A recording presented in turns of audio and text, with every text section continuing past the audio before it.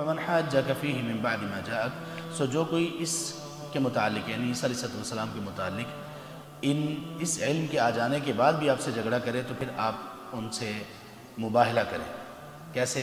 فَقُلْ تَعَالَوْا نَدْعُوا أَبْنَاءَنَا وَأَبْنَاءَكُمْ، آپ ان سے کہیے کہ آؤ ہم اپنے بیٹوں کو بلاتے ہیں، تم اپنے بیٹوں کو بلاؤ، ہم اپنی بیویوں کو اور خواتین کو بلاتے ہیں، تم اپنی خواتین کو بلاؤ، ہم اپنے آپ کو لے کر آتے ہیں یعنی اہل و عیال کو، اور تم اپنے اہل و عیال کو لے کر آؤ، پھر ہم مباہلہ کرتے ہیں، پھر ہم دعا کرتے ہیں اور اللہ کی لعنت کرتے ہیں ان لوگوں پر جو کہ جھوٹ بولنے والے ہیں۔ مباہلہ کیا ہوتا ہے؟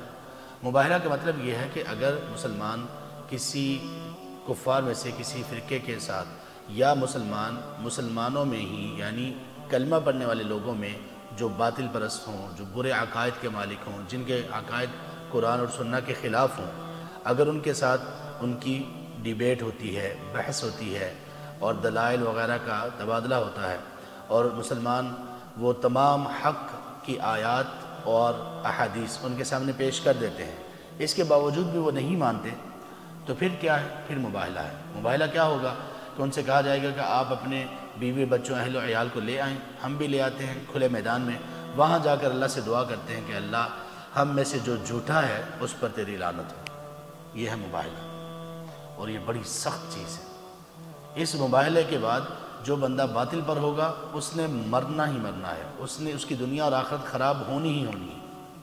مرنے کا مطلب یہ نہیں کہ وہ فوراً مرے یا جلدی مرے، نہیں، جب اللہ کی طرف سے تقدیر ہے وہ فوت ہوگا، لیکن اس کی دنیا اور آخرت برباد ہو جائے گی۔ کیوں؟ ہم نے اپنے جھگڑوں میں اللہ کو شامل کر لیا۔